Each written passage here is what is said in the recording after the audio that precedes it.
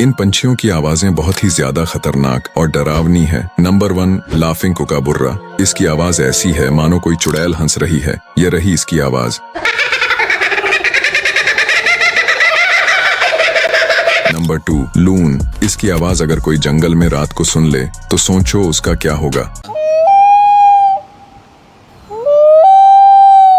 Number 3, सुबिल। ये जब भी अपना मुंह खोलता है तो ऐसा लगता है कि मानो कोई AK-47 चला रहा हो। ये रही इसकी आवाज।